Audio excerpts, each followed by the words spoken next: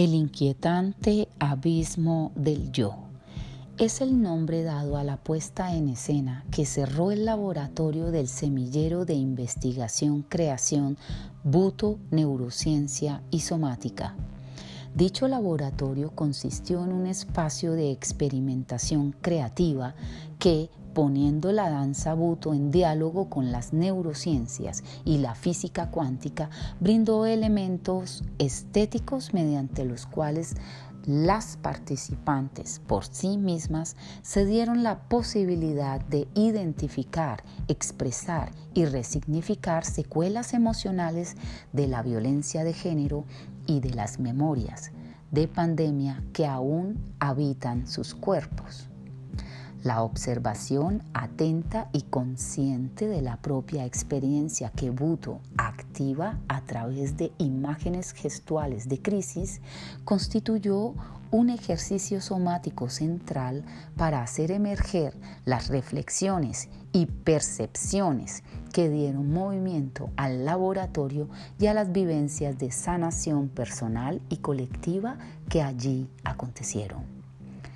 Los participantes, en su mayoría mujeres, llegaron al proceso creativo con y sin experiencia previa en la danza Buto.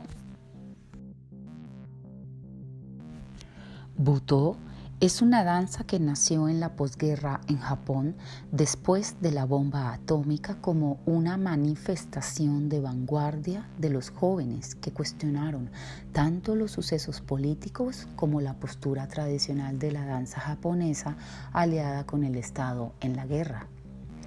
El bailarín de esta danza revela su cuerpo por medio de la contrariedad de una crisis profunda, en un equilibrio inquietante, posturas que incomodan por sus gestos agudos.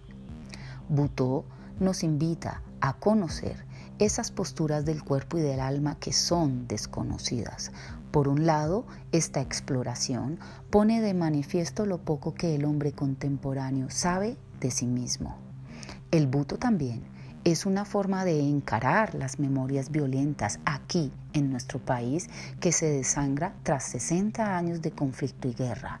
De esta forma asumimos el trance del dolor de reconocernos a nosotros mismos como individuos marcados por la violencia y de reflexionar como colectividad.